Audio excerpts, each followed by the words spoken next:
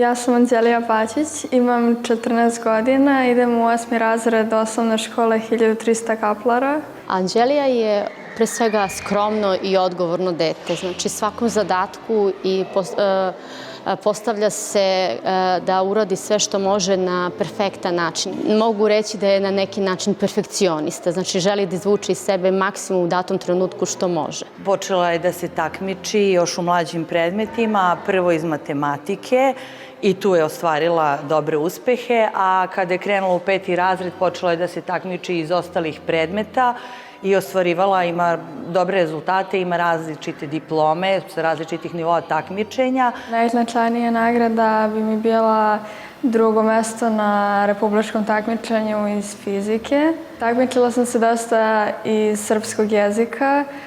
Išla sam u 5. razredu na takmičenje iz fizike, na matematiku od 4. razreda. Pored osnovne škole pohađam i nižu muzičku školu. Sviram violinu i trenutno sam završni razred muzičke škole. Treniram odbojku u Radničkom i igram poziciju primača. Većinu slobodnog vremena provodim sa drugaricama sa odbojke i škole. Anđelija je stvarno jako dobra drugarica i uvijek je tu i da mi pomogne kad mi treba.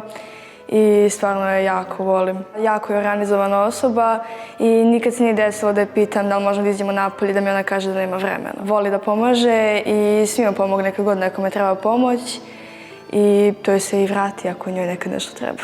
Želim da upišem neku gimnaziju, da pohađam prirodni smer i za fakultet još nisam sigurna, ali bi voljela da se bavim diplomatijom. Hvala fondaciji Nikad nije kasno što motiviše decu da shvate da je obrazovanje i znanje najveća vrednost koju oni mogu imati i to je nešto što niko ne može da im oduzme i pripada samo njima.